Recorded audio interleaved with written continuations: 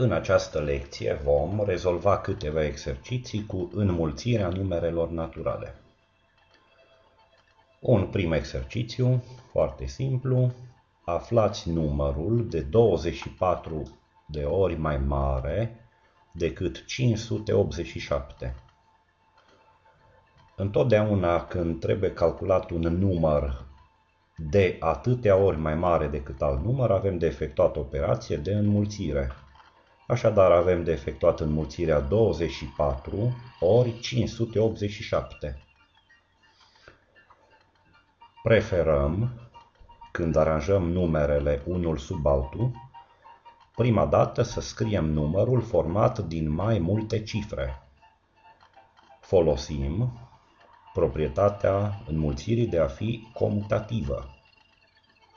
Deci avem voie să scriem prima dată 587. Și ori 24, să urmărim înmulțirea. 4 ori 7 egal 28, 8 scriem și ținem minte 2.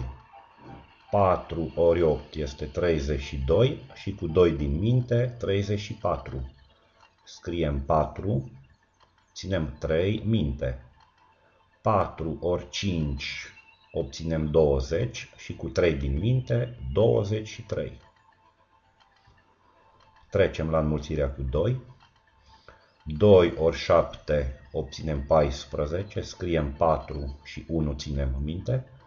2 ori 8 egal 16 și cu 1 din minte obținem 17, scriem 7 și 1 ținem minte. 2 ori 5 egal 10 și cu 1 din minte obținem 11. Și acum adunăm. 8 singur e 8, 4 plus 4 egal 8, 7 cu 3 dă 10, scriem 0, 1, ținem minte, cu 1 este 2 și cu 2, 4 și 1. Așadar, numărul cerut este 14.088.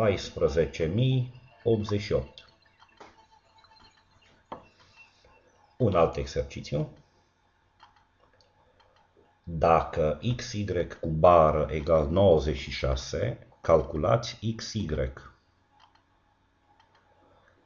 În acest exercițiu veți înțelege și mai bine marea deosebire între a pune bară la xy deasupra și a nu pune bara de deasupra.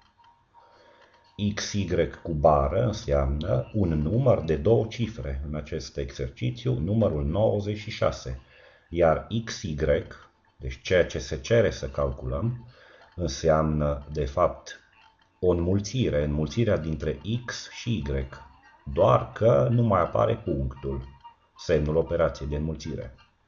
Așadar este mare deosebire între a pune bara deasupra lui XY și a nu pune bara. XY scris așa fără nicio bară înseamnă înmulțirea dintre X și Y. Revenim la exercițiul nostru. Având XY cu bară egal 96, înseamnă că cifra X este obligatoriu 9, iar Y este egal cu 6. Având x egal 9 și y egal 6, pentru a calcula xy nu avem decât să înlocuim x-ul cu 9 și y-ul cu 6 și obținem 9 ori 6, adică 54. Acesta fiind răspunsul. Să trecem la următorul exercițiu. Un exercițiu de calcul. Observați. Paranteză pătrată, paranteză rotundă, deschisă 87 ori 1, minus 12 ori 7, închisă rotunda, ori 4, minus 1, închisă și paranteza pătrată, ori 100. Cu ocazia rezolvării acestui exercițiu, să ne amintim ordinea efectuării operațiilor. În situația în care într-un calcul apar mai multe operații, și paranteze. Prima dată vom efectua, bineînțeles, operațiile din paranteza rotundă. În paranteza rotundă avem două înmulțiri și o scădere. Înmulțirile se vor efectua primele. 87 ori 1, înmulțire la care obținem rezultatul 87. 12 ori 7, înmulțire la care obținem rezultatul 84. Și în continuare urmează să efectuăm scăderea dintre cele două rezultate, adică 87 minus 84, scădere la care obținem rezultatul 3. Altfel spus, paranteza rotundă dă 3. Rezultatul este 3. Ce urmează în continuare? Acest rezultat 3 să-l înmulțim cu 4. 3 ori 4, înmulțire la care obținem 12. Urmează scăderea. 12 minus 1, la care obținem 11. În concluzie, rezultatul în parantezele pătrate este 11. Și ultimul lucru, ce mai trebuie efectuat? Înmulțirea acestui rezultat cu 100. 11 ori 100. Pentru a înmulți un număr cu 100, procedăm foarte simplu. La acel număr adăugăm două zerouri. Așadar, rezultatul calculului va fi 1100. Rețineți din acest exercițiu de calcul ordinea efectuării operațiilor. Trecem la următorul exercițiu. Calculați mental, adică să aflăm în minte, fără să mai scriem, însă noi vom scrie ca să urmărim ordinea în care efectuăm calculele. 50 ori 250 ori 2 ori 4. Voi va trebui să observați că tot acest calcul se poate într-adevăr efectua mental, deci în minte. Dacă am dorit prima dată să efectuăm înmulțirea 50 ori 250, deci dacă începem calculele, sunt doar înmulțiri. Dacă dorim să le efectuăm chiar în ordinea în care apar, s-ar putea să avem ceva dificultăți la efectuarea în minte, în gând, a calculului 50 ori 250. Însă, dacă ne amintim proprietățile înmulțirii, ne dăm seama că avem voie pe 50 să-l înmulțim, dacă dorim, de exemplu, cu 2. Și preferăm să-l înmulțim pe 50 cu 2, adică să efectuăm 50 ori 2, deoarece această înmulțire este ușor de efectuat în gând, obținem 100.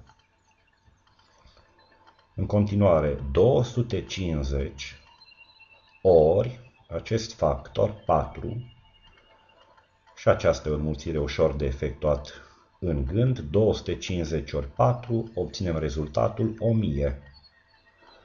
În final, nu avem decât să efectuăm înmulțirea 100 ori 1000, adică să înmulțim cele două rezultate obținute până acum și în acest mod obținem rezultatul final al calculului, 100.000. Observați așadar că aceste proprietăți ale înmulțirii se aplică destul de des în calculele din exerciții. Mergem la următorul exercițiu, exercițiul 5. Scrieți cel mai mic număr natural, mai mare ca 100, care are produsul cifrelor 12. Așadar, să scriem un număr natural cât mai mic, să fie cel mai mic cu proprietățile cerute, dar totuși el să fie mai mare ca 100, adică să fie format din 3 cifre sau mai multe cifre. În orice caz să nu aibă două cifre și cifrele înmulțite să fie 12. Deci produsul cifrelor, ceea ce înseamnă cifrele înmulțite, să fie 12. Un exemplu de astfel de număr ar fi numărul 34. Numărul 34 are produsul cifrelor 3 ori 4, adică 12. Însă nu îndeplinește această cerință suplimentară să fie mai mare ca 100. Și atunci ne gândim cam ce perechi de cifre înmulțite dau 12. Păi nu sunt prea multe posibilități. Avem 2 ori 6 sau 6 ori 2, 3 ori 4 sau 4 ori 3. Varianta 1 ori 12 nu convine, deoarece 12 nu este cifră. 12 deja este număr. Și atunci, dintre aceste perechi, 3 ori 4 sau 4 ori 3 sau 2 ori 6 sau 6 ori 2, o vom alege pe cea care dă numărul cel mai mic. Și în acest mod obținem numărul 126. Prima cifră am completat-o cu 1 pentru a obține un număr cât mai mic.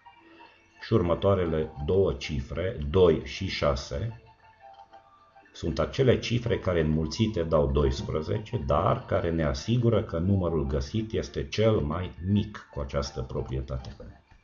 În concluzie, numărul cerut este 126.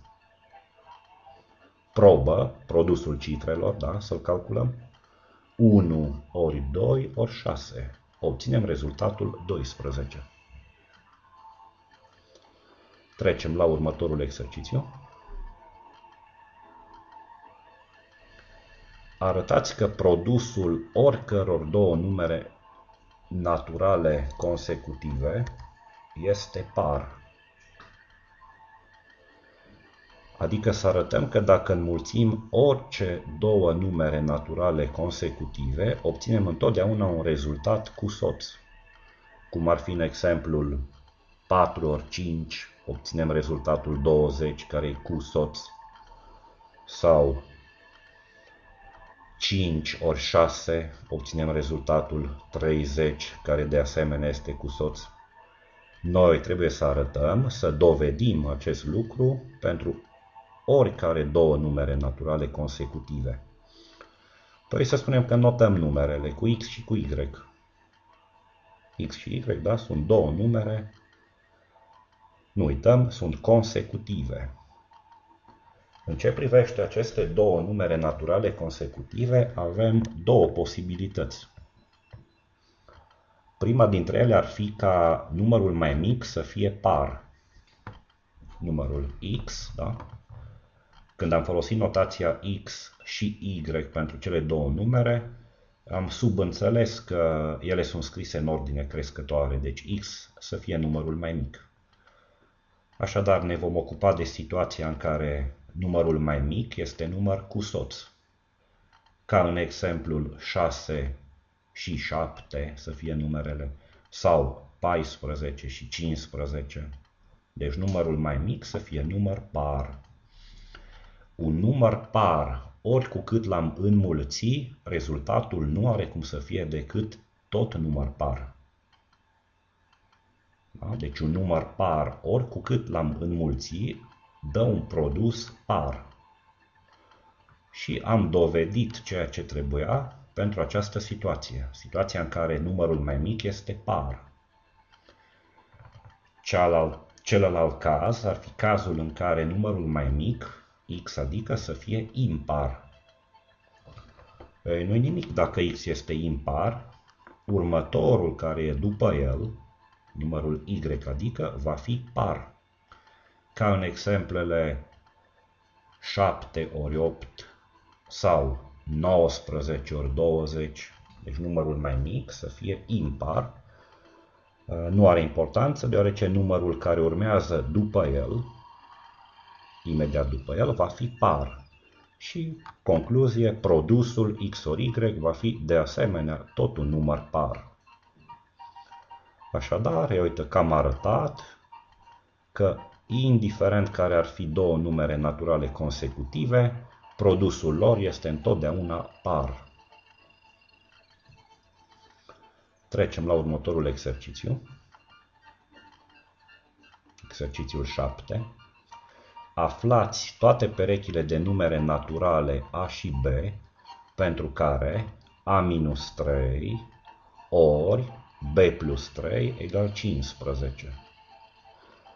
O mică paranteză legat de modul de citire. Puteam citi A-3 pe lângă B plus 3, da?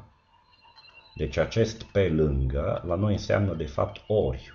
Deci când spunem A-3 pe lângă B plus 3, trebuie înțeles că e ori, înmulțire. Deci A-3 ori B plus 3 egal 15.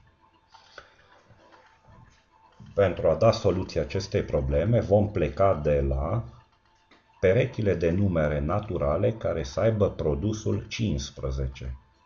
Care sunt aceste perechi? Nu sunt foarte multe.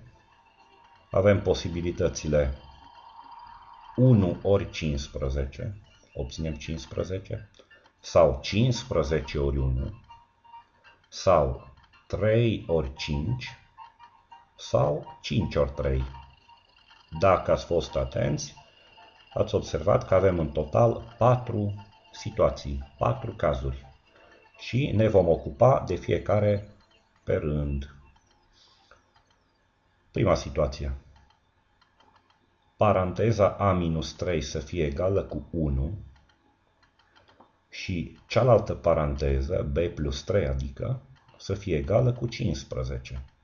Da? Pentru a avea 1 ori 15 egal 15. Din aceste două egalități se deduce ușor. Având A-3 egal 1, obținem A egal 4 și din egalitatea B plus 3 egal 15, obținem că B este egal cu 12 și în felul acesta am găsit o primă pereche de numere A și B care îndeplinesc cerința din enunț. Hai să o verificăm, să o probăm, da? Deci să mergem, să înlocuim pe A cu 4. 4 minus 3 obținem 1, adică prima paranteză va fi egală cu 1. Și B înlocuit cu 12. 12 plus 3 obținem 15. A doua paranteză, dar va fi egală cu 15.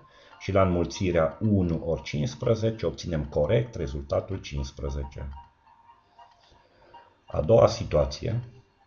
Prima paranteză, adică A-3, să fie egală cu 3. Și cealaltă paranteză B plus 3 să fie egală cu 5. Deoarece și 3 ori 5 dă ca rezultat tot 15. Din prima egalitate obținem A egal 6 și din a doua egalitate obținem B egal 2. Și uite că am găsit încă o pereche de numere care verifică cerința A egal 6, B egal 2. Să nu uităm că trebuie să ne ocupăm în total de 4 cazuri. Avem 4 posibilități.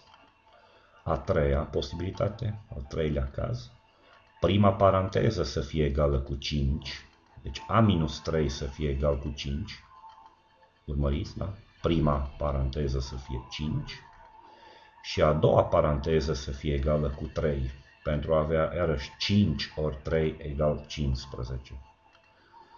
Din aceste două egalități obținem din prima A egal 8 și B egal 0.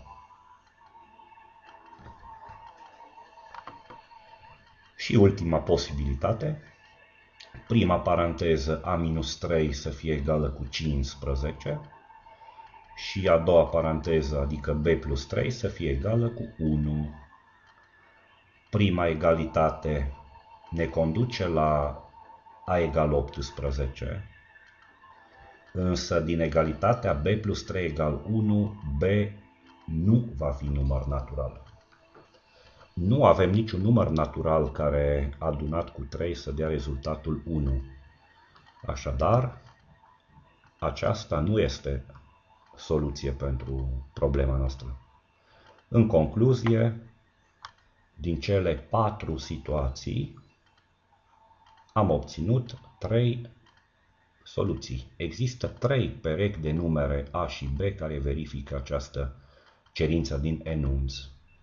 A egal 4, B egal 12, A egal 6, B egal 2, A egal 8, B egal 0.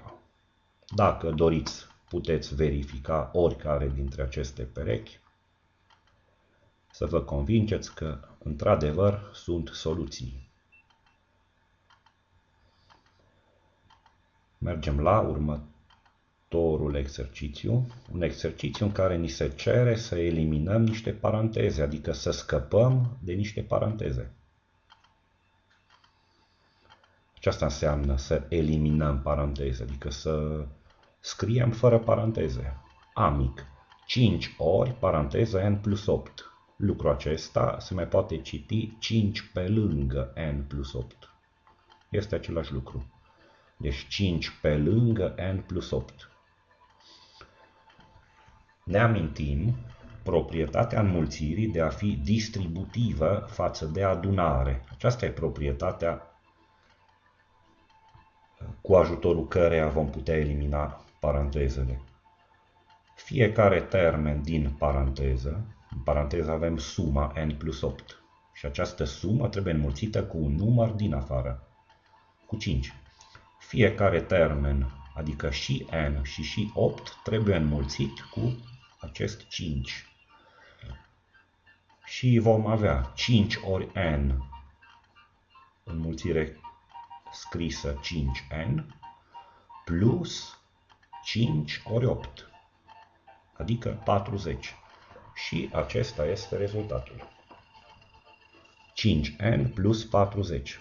Legat de acest calcul, trebuie să fiți atenți la două lucruri. Primul lucru, după ce l-ați înmulțit pe primul termen din paranteză cu ce era în afară, deci după ce ați efectuat 5 ori n, deci după ce am scris 5n, nu cumva să uitați să-l înmulțiți pe 8 cu 5. Deci și al doilea număr, 8 în cazul acesta, trebuie înmulțit cu 5. Și obținem 40. Și al doilea lucru la care trebuie să aveți mare atenție, adunarea 5n plus 40. E o adunare care așa rămâne, nu mai avem ce să-i facem. Deci 5n plus 40 nu se mai poate efectua, deci nu dă 45n sau mai știu eu ce alte rezultate. Deci 5n plus 40 e 5n plus 40 și gata.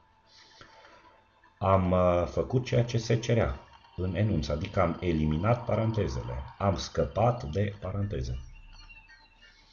B mic, 4 pe lângă A minus 4. Deci 4 ori A minus 4. Înmulțirea este distributivă și față de scădere, deci în paranteză avem o scădere, dar o scădere A minus 4 pe care nu o putem efectua. Și atunci, ca să eliminăm paranteza, și A și 4 trebuie înmulțiți cu numărul din afară, deci cu 4. Și vom avea 4 ori A, adică 4A, minus 4 ori 4, adică 16. Și am eliminat parantezele. Rezultatul este 4A minus 16. Punctul C mic. X plus 9 între paranteze ori 7. Care este deosebirea între acest exercițiu și celelalte de mai sus? Este o mică deosebire, aceea că numărul cu care trebuie înmulțită paranteza, adică 7, stă după paranteză. Nu stă în fața ei, ca în exemplele A mic și B mic, ci stă după. Nu contează că la fel se procedează. Deci fiecare termen din paranteză, deci și X și 9, trebuie înmulțite cu numărul din afara parantezei, adică cu 7. Și vom avea X ori 7. Vom scrie acest produs în forma 7X, adică scriem numărul în fața literei. Și nu mai punem punctul. Dacă puneți punctul între 7 și X, nu e greșit. dar de obicei nu se pune. Și plus 9 ori 7, adică plus 63. Și am eliminat paranteza. Deci fiecare termen din paranteză, și x și 9, a trebuit să-l înmulțim cu 7. D mic, punctul D al problemei. 3b ori paranteză 5 plus 2c. Suma din paranteză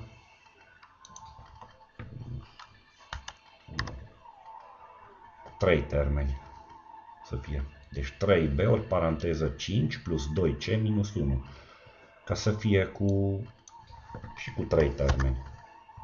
Ca să vedeți că la fel se procedează. Nu contează câți termeni sunt în paranteză. 2, 3, nu contează câți. Aceeași proprietate se folosește pentru a elimina paranteza. Deci și 5, și 2c și 1, toți acești 3 termeni trebuie înmulțiți cu 3b. În afara parantezei, în acest calcul, stă 3b. Și atunci vom avea 3b ori 5, înmulțire la care obținem 15b. Plus 3b ori 2c, la înmulțirea 3b ori 2c obținem rezultatul 6bc. Adică am efectuat 3 ori 2, am obținut 6 și în continuare am scris cele două litere, b și c. Și acest 1 și el trebuie înmulțit cu 3b. 3b ori 1, adică obținem 3b. Aici este minus, deoarece și aici în paranteză era tot minus. Și am eliminat parantezele.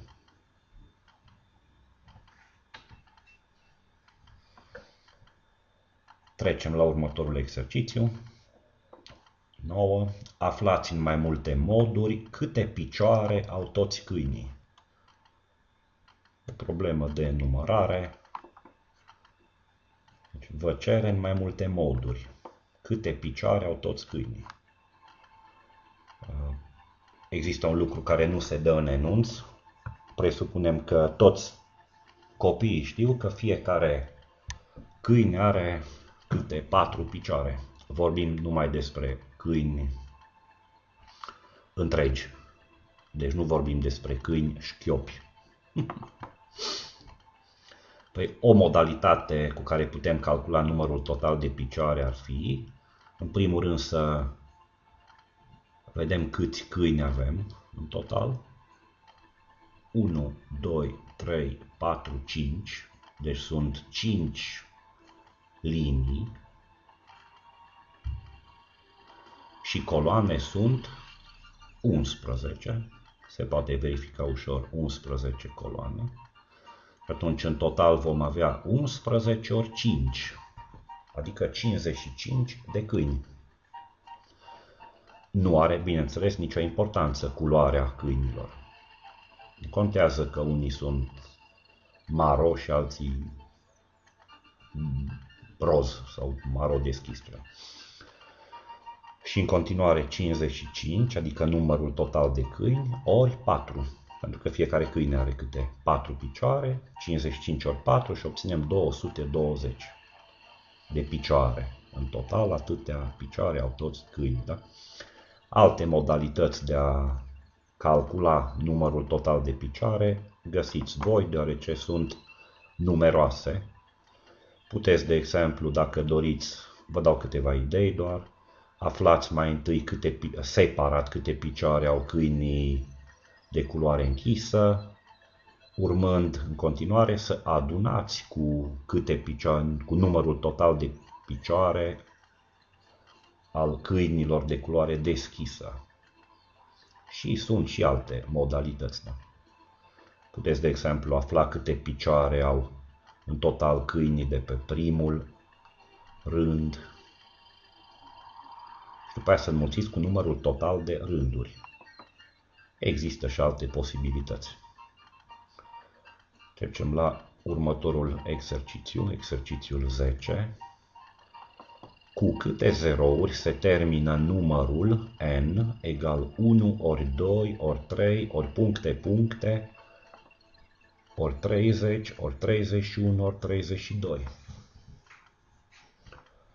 Așadar, dacă ar fi să calculăm numărul, câți de 0 ar avea la sfârșit?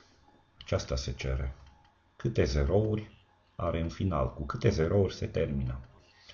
Nu se pune problema să calculăm numărul, deoarece este un număr foarte, foarte mare. Enorm de mare. Problema nu cere acest lucru, nu cere să calculăm numărul, ci doar să aflăm câte zerouri are la sfârșit. Păi să ne gândim de unde ar putea să provină zerouri la sfârșitul numărului, fiind înmulțiri. Sunt numai înmulțiri. Păi în primul rând zerouri la sfârșitul numărului, deci la rezultatul pe care l-am obține, provin de la 10, adică de la 10, de la 20, de la 30. 10, 20, 30 vor da la sfârșitul numărului 3 zerouri deocamdată. În continuare să observăm că zerouri la sfârșitul numărului vin și de la înmulțiri cum ar fi 2 ori 5, adică 10, și o să mai avem încă un 0 la sfârșitul numărului, 12 ori 15 și 22 ori 25. S-ar părea că de la aceste tipuri de înmulțiri vom avea la sfârșitul numărului încă 3 zerouri. În realitate nu 3 vor fi, ci vor fi 4, din următorul motiv. Observați înmulțirea 22 ori 25. Acest 25, deoarece se poate scrie 5 ori 5, un 5 înmulțit, de exemplu, cu 22, dă un 0 la sfârșitul numărului. Și celălalt 5, înmulțit cu orice alt număr cu soț, orice alt factor par al numărului, de exemplu, înmulțit cu 24. Deci celălalt 5 înmulțit cu 24 sau cu orice alt număr par, dă încă un 0 la sfârșitul numărului. Așadar, de la aceste tipuri de înmulțiri, în final vom avea 4 zerouri, nu 3. Da? Din cauza acestui 25, care poate fi scris 5 ori 5, un 5 ori un număr cu soț dă un 0 la sfârșit, celălalt 5 ori oricare alt număr cu soț dă alt 0 la sfârșit. Așadar, în total, numărul va avea la sfârșit 7 zerouri. 3 plus 4, adică 7 zerouri. Aceasta a fost.